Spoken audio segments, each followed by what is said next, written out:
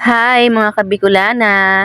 Ayan, so itong vlog na 'to, nung last week pa, ayan. Tapos ayan yung nanghingi ako ng mga box, kasi dapat ilalagay ko diyan yung mga tuta.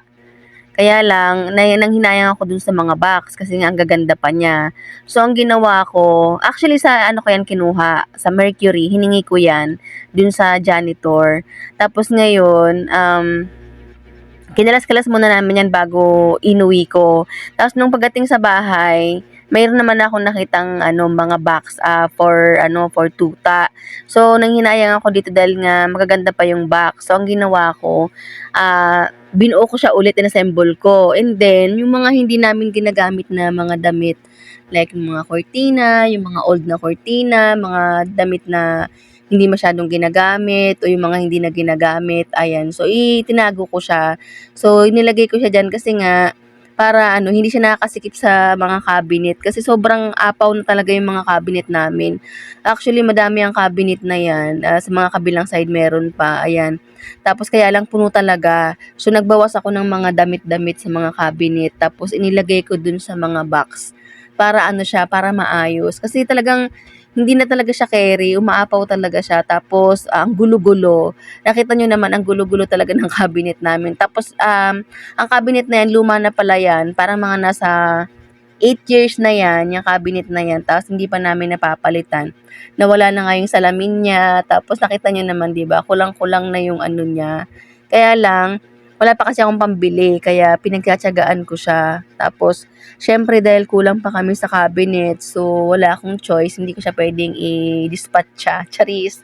Ayan, so, tinupi ko na rin yung mga cabinet dyan para naman maayos siya. Pero hindi talaga yung sobrang tupi kasi nga may mga ganap-ganap pa akong gagawin. Ayan, hindi lang yan.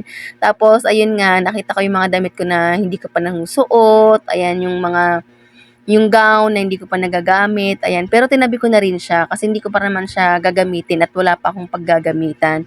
And then, yung ginamit ko nung Christmas party namin, nung year-end namin, so itinabi ko na lang din siya kasi nga, wala din akong paggagamitan, ayan. So, yun nga, no, ginastusan mo, tapos once lang gagamitin.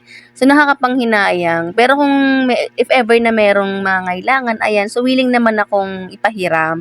Pero, syempre, hindi ko siya ibibigay kasi pinaghirapan ko talaga siya, ayan. So, willing akong ipahiram kung talagang kailangan, ayan. Pero, as of now, tinabi ko muna siya para hindi siya masyadong magulo, tsaka masikip sa cabinet.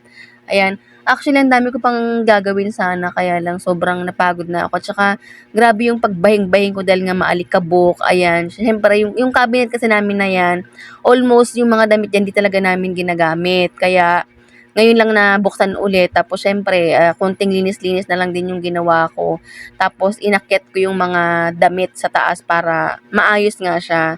Actually, ang sikip talaga ng bahay namin kasi nga, syempre, bukod dun sa marami kaming aso, ang aso namin ay nasa 7.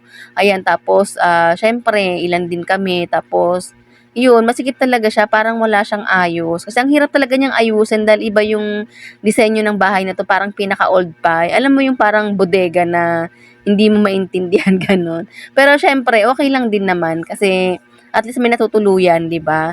And then after ko nga maglinis diyan, nagpalit nga ako ng damit kasi nga sobrang bahing talaga ako ng bahing dun sa alikabok.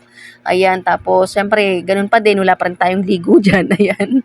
So nag-ano ako diyan, naghimay ako ng gulay kasi nga magluluto na ako. Ayun, syempre naman ang mga ginagawa ng nanay, ganyan talaga. So ayun, naghimay ako ng upo kasi nga nagisa ako ng upo, ta's nilagyan ko siya ng heavy. Ayan, simple lang siya pero siyempre ayun kasi ang mga hilig ng mga trentahin, yung mga gulay-gulay na charis. Ayan, tapos siyempre, bago maluto 'yan, naglambing-lambing muna kami ng aming mga alaga, ayan.